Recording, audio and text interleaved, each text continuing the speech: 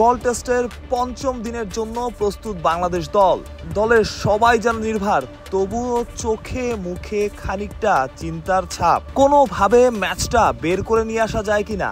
নাজমুল হোসেন শান্তর দল হয়তো ভাবছে সেটাই, তবে কাজটা সহজ না। ম্যাচ জিততে করতে হবে এক্সট্রা অর্ডিনারি কিছু, নয়তো গল টেস্ট যাবে ড্রয়ের পথে। শ্রীলঙ্কার সম্ভাবনা একদম নাই বললে অবশ্য ভুল হবে, তবে সেটা খুবই কম। বাংলাদেশ দল হাসি মুখে, মেহেদী হাসান মিরাজকেই দেখুন না, দলের সাথে নাই, তবুও একদমই চনমনে সেরে উঠছেন সময়ের সাথে। কলম্বোতেই তাকে হয়তো দেখা যাবে সব ঠিক থাকলে।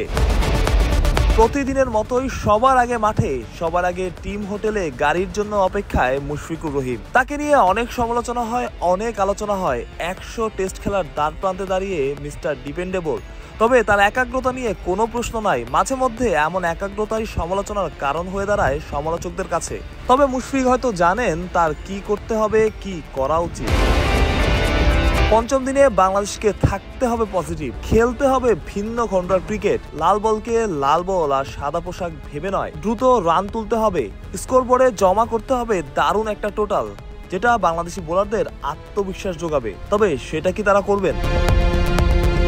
একটা কথা, বাংলাদেশ দল স্বস্তি নিয়ে টিম বাসে উঠছে, তবে পজিটিভ খেলতে গিয়ে যদি হিতে বিপরীত হয়, সেটা আপনি মেনে নিতে পারবেন তো?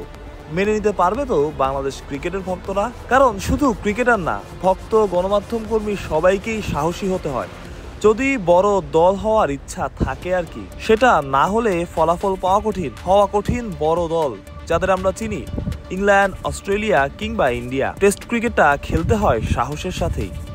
গল থেকে মাহরুজ প্রত্যয়, বিডি ক্রিক টাইম।